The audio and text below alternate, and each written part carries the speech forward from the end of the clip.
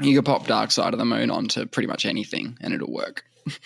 Yeah, you put a snowboarding highlights video on in the background and have Dark Side of the Moon cranking, and it's the best thing you've ever seen. Yeah, you just mute whatever the hell they picked in their snowboarding video and put your thing on. I used to do that with Baraka, you know, the movie Baraka, which is already a movie without dialogue. It's that visual sort of documentary style. And you put music onto that, anything you want, and it works because they're both amazing. They work together.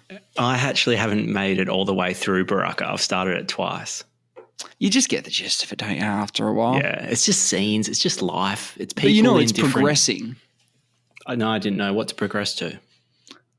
Well, it begins by showing sort of, you know, landscapes. Hey, here's the land.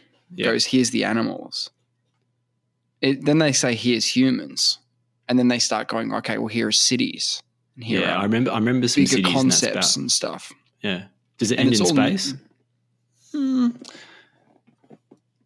Given that that's the thing I would send to the aliens, like that's what I used to describe Baraka as. If someone had no idea what the planet Earth was, you could show them Baraka and they'd know about the landscape, you know, the vegetation, the animals, the people, the cultures, the cities, all that sort of stuff, the technology.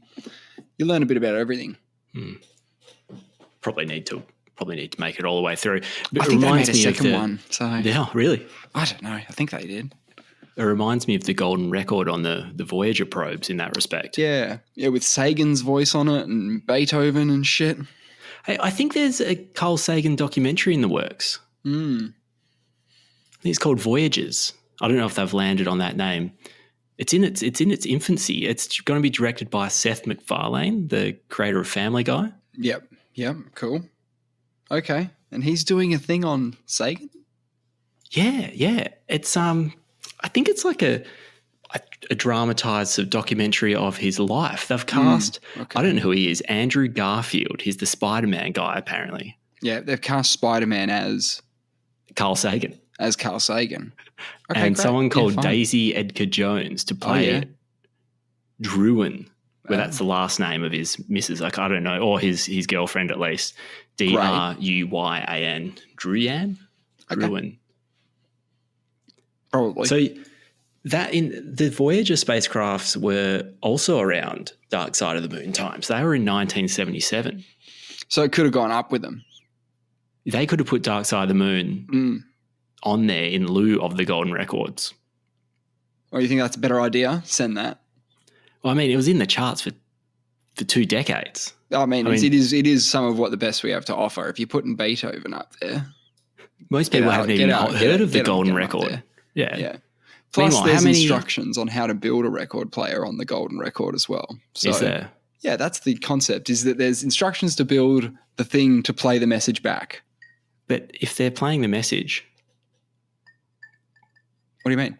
Don't they already have the device? No, it's not playing any message. It's got grooves in it. It's a record. It's a vinyl record. But if they're reading data off the record... Who? The aliens. So you're saying... They're not. So... No, there's instructions. The record. The instructions... No, not verbal instructions. Visual instructions engraved onto the record itself to say, here's how to build... Okay. I thought you meant there's instructions so you play the record and there's instructions how to build a record player. I'd be like, that's kind of putting the cart before the horse a little bit. Yeah, they would have sent it up and go, fuck, wait, bring it back. Have those guys at NASA actually thought about this? They've really fucked this one up. All right, they'll have to... It's a PR nightmare. It's an absolute PR nightmare. It's a gold-plated 12-inch copper disc created with global images and messages to be included on each of the Voyager 1 and Voyager 2 probes as a greeting from Earth. Hello. Just crash it somewhere into Europa or something. Send it. So there's no release date for this thing, but it's going to be on Disney Plus. Yep. Hey, it reminds me, there's a movie and a book called Contact. Have you seen or read the book? Oh, it's fantastic, isn't it? Have you read it? That's based on... I haven't read it. That's Carl Sagan wrote it. Yeah, he wrote that. Yeah. Yeah, so that's why... But so hang on, have you read the book or seen the movie? I've only seen the movie. That's fine. apparently, I reckon the books probably, I don't know. They probably did a great job. You love the movie though. I did love the movie, but that's one of the Matt McConaughey's. That's one of his early non-rom-com hits. True. Yeah, that's true. And Jodie Foster's in it. Yes, she's that's the right. main character. But that's the realistic attempt to show what it would be like to be contacted by extraterrestrials, right? Yes, the Hollywood version. It's Sagan's best guess in the book as to what would happen if the world started to know that there were extraterrestrials that we had that we're communicating with. And what happens after that? So pretty cool concept. Apparently, that was the same director as Back to the Future. Yeah. Okay. Contact. Yeah. I didn't know that. Huge. Robert Zemeckis. Yes. Yeah. Okay. All right. Well, he's done some stuff, some good work there. Yeah. Have a look down his IMDb if you can. Zemeckis.